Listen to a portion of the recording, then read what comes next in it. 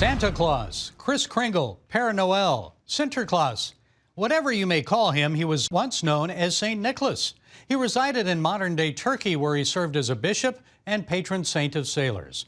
Here with more about Nicholas and how he suffered for his Christian faith is Todd Nettleton, Vice President of the Voice of the Martyrs and host of VOM Radio. Todd, it's great to talk with you again. So first, tell us about St. Nicholas, the man, the servant of Christ. Yeah, we know St. Nicholas as the gift giver, and that was certainly part. He was born into a wealthy family. His parents died while he was still relatively young, and instead of just sort of living it up on his parents' wealth that they left him, he began to give away that wealth. And so he was known as a gift giver. That's sort of the part of St. Nicholas that we think of at Christmas time. But the other part that we don't think of is St. Nicholas, the persecuted Christian. During the time of the Roman Emperor Diocletian, a number of Christians were put in prison, including St. Nicholas. And the demand was, bend your knee to the emperor, call him Lord. And St. Nicholas and other Christians said, no, Jesus is Lord. We're not going to bend our knee to the emperor. And because of that, he was put in prison. And there are sources from that time period that say that the prisons in the Roman Empire were so full of Christians that there wasn't room for criminals. So St. Nicholas was a part of that wave of persecution that went across the Roman Empire. Well, we know he was known for gift giving. He used to put gifts in stockings, socks, as they were being warmed by the fire after they were washed out for the children, and generally the poor, right? So why would that get him in trouble, Todd? I mean, he was a gift giver.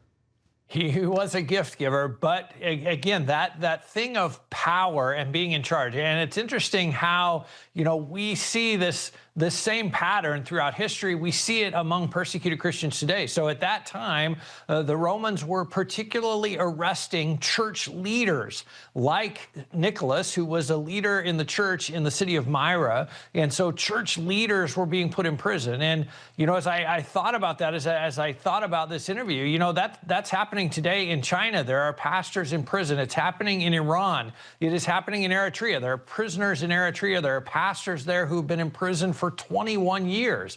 So that pattern of saying, hey, we can't arrest every follower of Jesus Christ, so we're going to target the leaders. We're going to target those who are leading, who are winning others to Christ. That was true in Nicholas' day. That's why he went to prison. That's still true today around the world.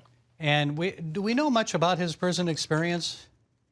We believe he was tortured. There are several sources along, but obviously this is a long time ago, so it's hard to get those sources and understand, how accurate they are. But there is at least one source that says he was tortured in prison with hot pinchers, and so white hot metal pinchers that were used on his skin. So yeah, his prison experience, and overall, a Roman prison was not like we think of prison today. His prison experience was certainly not fun at all. Okay, he was freed by Constantine the Great. He attended the Council of Nicaea in 325. That was 1,700 years ago. What do we know about his life after his imprisonment? How significant was his attendance at that meeting? Well, his attendance there was very significant because he famously, and you'll see memes about this today, but famously he punched Arius in the face or slapped his face. Arius was the leader of a cult that was saying that Christ was not, in fact, the Son of God. And he put some of these ideas to popular songs, and so people would sing them in bars and other places. And at the Council of Nicaea, Arius began to sing one of those songs. And Nicholas said, I'm not going to let someone bring this shame to Christ right in front of me, either slapped or punched Arius, depending on which source you follow. Because of that, he was removed from his bishophood. They said, you can't be a violent person and be a bishop, so he got his job taken away. Now, there are some sources that say later he was restored to be the Bishop of Myra. There are others who say he just kind of retired and later died. But that is his sort of famous, again, standing up for the name of Christ. I will not let you shame Christ in front of me. I'm going to do something about it.